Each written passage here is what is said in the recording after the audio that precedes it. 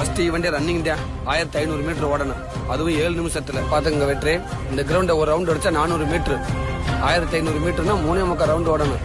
ஓடுனா மட்டும் பத்தாது, ஓடி முடிஞ்சதும் 10 புல்லப்ஸ் வேற.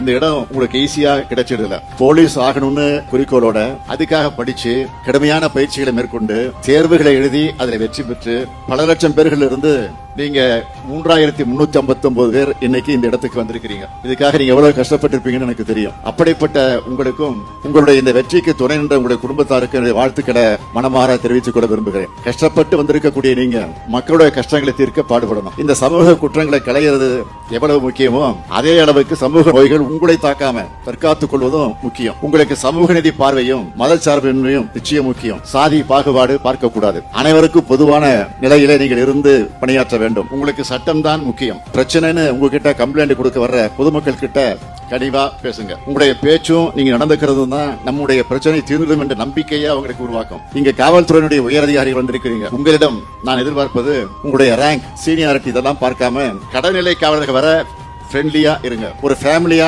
அன்போடும் அரவணைப்போடும் இருங்க. இவங்களுக்கு உங்க மேல பயம் இருக்கக்கூடாது, மரியாதை தான் இருக்கணும். பர்சனலா உங்களுக்கு நான் ஒரு அட்வைஸ் தர விரும்புகிறேன். குடும்பத்துக்காக நேரம் செலவிடுங்க. நவீன காலகட்டத்துக்கு ஏற்ற மாதிரி தொழில்நுட்ப ரீதியாக உங்களை வளர்த்துக்குங்க. டியூட்டியை கவனிக்கிற அதே நேரத்தில் உங்க உடல்நிலையும் உள்ள நலையும் தயவு செஞ்சு பார்த்துக்குங்க.